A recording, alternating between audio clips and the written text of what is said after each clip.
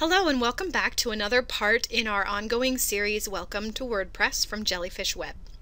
Today we're going to cover media. That means pictures, videos, all the images that you're going to be adding to your posts, how to get them there, how to upload them, where you're going to do it. So let's start by looking at our left sidebar as usual. Right below the posts link we have a media link. Note here you only have two options. You can either go to your library or you can add new. Today I am in my blog, theseversons.net, and so if you go to my library and click through, you can see all the content that I've already uploaded.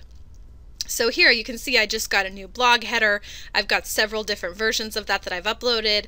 I've got a headshot, some pics from Twitter, all sorts of things that have been going on my blog. Once something is in your media library, you can attach it to any number of posts or pages over and over again if you'd like, and there will always be a link to it available online. Now, when you're writing a post and you want to add media, you may do it through the Add New Media link that we have right here. When we click that link, we get this nice blank screen to upload new media. You can drag and drop, or you can select files. If we hit the Select Files button, then it's going to pull up my home computer, my documents, and everything that I've got in here to pick my files from. So let's say today I want to add this particular picture. I've already got it on my computer ready to go. I click Open. It takes a little while to upload it. Note you've got a maximum upload size of 10 megs. Once it's uploaded, it's going to appear in a nice little box down here where I get a bunch of things I can do to this image. I have a title, I have alternate text, a caption, a description, the URL where I'll be able to find the file. You can see the file name, file type, upload date, and dimensions here. Now this picture is very large and has also uploaded horizontally instead of vertically. If I want to, I can go in and edit that image just by clicking this button and doing a couple little basic clicks. Like here, I can rotate the image to make it work. That's just very basic. We're going to cover editing media in more detail later on. But here I have this nice pretty picture of me and the baby, and it's all uploaded. Now that's by using the Upload New Media element. Once I'm done uploading whatever I want to, I can save my editing, I can save all changes, and then everything is set to go. Now when I go to my media library, there it is, right on the top of the list. Now let's go ahead and delete this. Now let's practice uploading via a post, which is where you're going to be doing most of your uploading, most likely. I go to Add a New Post, and once I'm in here, I'm saying here is a picture. I'm going to go right above my menu bar to the Upload or Insert. You can see my little media button. It has a little camera, some musical notes. I click that, and here you'll see the exact same thing that I just had before, that I could select files from my computer to upload. Note, there's two other ways I can add an image to a post. I can do it via URL. This means that I'm not actually uploading the image. Instead, I'm taking the URL of the image from another place, inserting it here, and then having it show up in my post, even though it's being loaded from another site. While this is a way you can get an image on your blog or your site, the best thing you can do is upload it to your own site. And finally, if you go over to Media Library on the far right, again, here are all the images we were just looking at in my media library. Anything I've already added, I can get here. As you can see, I have a lot of stuff. I have 71 pages of media. I can filter this down by date, or I can search the name of my media to see what shows up. And here is my file entitled Headshot when I search the name Headshot. If we upload from our computer, or from our media library, however we choose to do it.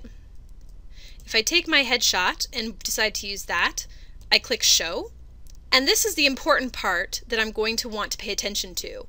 Besides the basic information that we looked at in the previous screen, here I have alignment and size. Alignment is going to decide how the picture relates to text.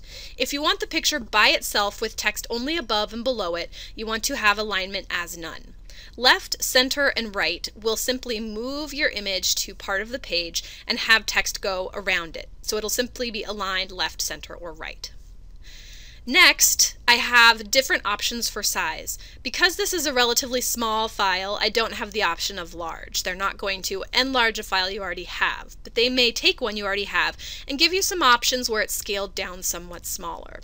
So if you do tend to upload very large pictures, you can still choose the size you want them to be without going into the image itself and editing it, as we'll look at in a later video. Now, before you insert it into post, you may want to decide to use this as a featured image. What this will do is mean when your blog shows up, or this particular post shows up in searches, or maybe on Facebook if you link to it, this image will show up right next to it when someone puts in that link. This will be the thumbnail that's attached. It can also be the thumbnail that's attached when you search your blog or when a user searches your site to find posts, or you may have your site set up so that each post has a thumbnail set up next to it to start. This is how you make that thumbnail appear, is pick a particular image to use as featured. Once I've decided whether or not to do that, I can simply insert into post. And as you can see, here is my picture. It's in my post. I can see it in my post when I'm in the visual side of the screen. If I want to change anything about my picture, if I click on it, you see these two little buttons pop up, the delete image and the edit image buttons. The edit image is going to take me to a really similar screen to what I had before. I can adjust the alignment, the title, the URL, or any of those things. I can also make it somewhat smaller or larger depending on how I've chosen to upload. In addition, there's this advanced settings where I can do some more specific changes and several other things that you're probably only going to get into if you're looking to do something very specific with your image. Most of the time you won't need to worry about this, especially if you're just a beginner. So that's uploading a picture. What about uploading a video? It's not really very much different. Let me delete my picture. And let's change our text to say, here is a video. So let's upload a video. I'm going to click my Add Media button, and this time I'm going to select a file from my computer. I'm going to add one of my previous WordPress videos. It's an MP4. I'm going to open it up.